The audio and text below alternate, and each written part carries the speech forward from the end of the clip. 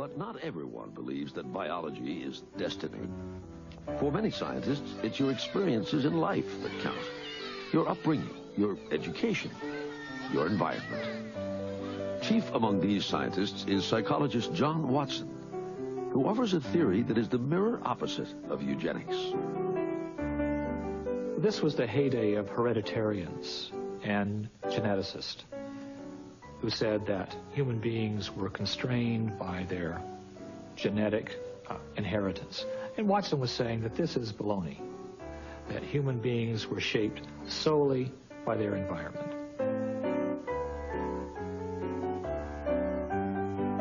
Over the years, Watson studies the behavior of babies, hundreds of them. To Watson, we arrive in the world a blank slate, tabula rasa.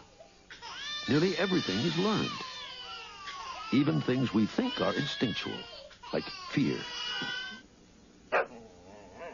To prove that environment is more powerful than genetics, Watson designs an experiment for an infant known as Little Albert. He's so confident, he films it for posterity. At first, Albert shows little fear, even when Watson places a burning newspaper in front of him. Albert is also unafraid when he encounters a white rat for the first time in his life. But then Watson shows Albert the rat accompanied by a loud clanging noise. One of the few things that upsets little Albert.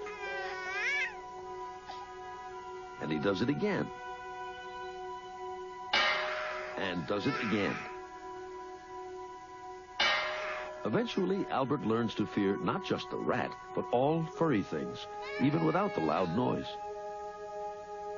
In Watson's mind, the Little Albert experiment is a success because it proves that fears are learned, not inherited. Watson calls his theory behaviorism and begins to popularize it. He urges parents to take active control of their children's upbringing by shaping their environment. To think of the home as a scientific laboratory. But Watson's interest in childhood is purely professional.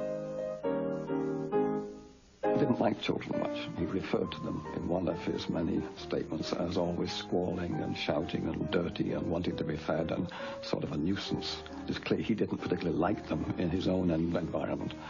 But he felt that the good of society required shaping individuals right from day one, and to do that right from day one, you had to start with the babies. Ebullient and self-promoting, Watson gathers a wide and appreciative audience, which holds in high esteem any scientific thinking on the subject of child rearing.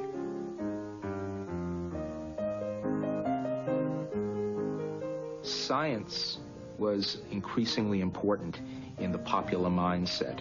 If science said something, if scientists tested, if scientists experimented, well, then it must be so. But the appeal of behaviorism runs deeper. Its egalitarian philosophy and outlook seems to reflect the very spirit of democracy. Watson was the voice of the American dream. And the American dream was that this is the land of opportunity. You can become what you would like to be, even if you're not there yet. And at least if you don't do it in your lifetime, this is the land in which your children can do it.